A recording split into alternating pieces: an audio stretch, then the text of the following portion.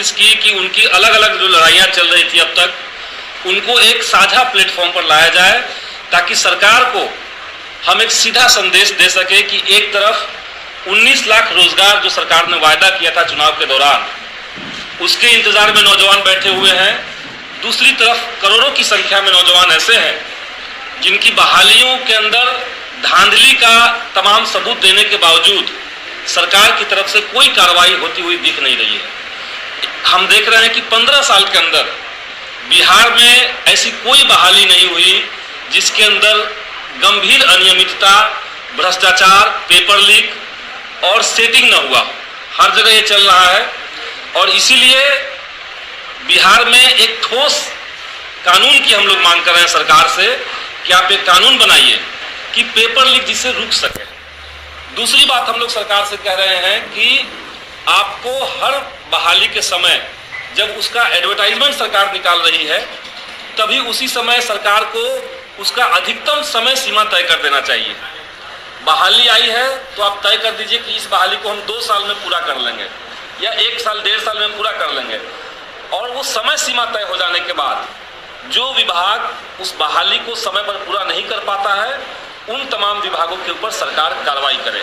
तो ये 2 कॉमन मांगे हैं।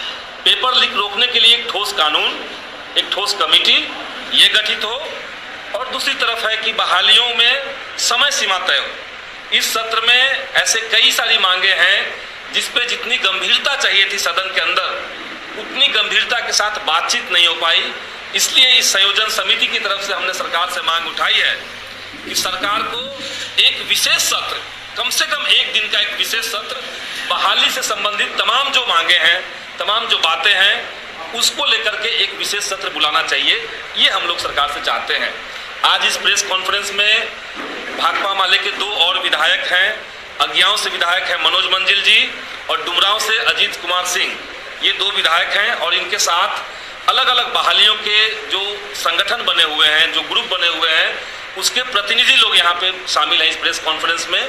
तो हम चाहेंगे कि और साथी अपनी बात रखें।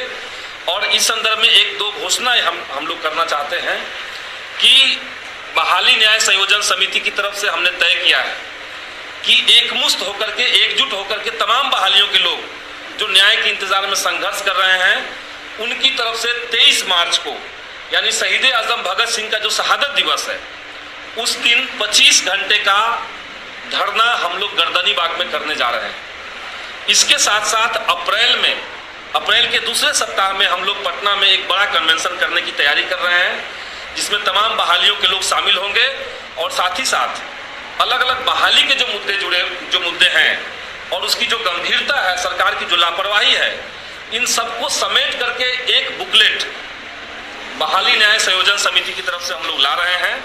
उसके लिए तमाम बहालियों से जुड़े हुए जो नौजवान हैं, उनके अध्यक्ष को या उनके जो प्रमुख प्रतिनिधि हैं, उनको कहा गया है कि वो अपना मैटर लिख करके सबमिट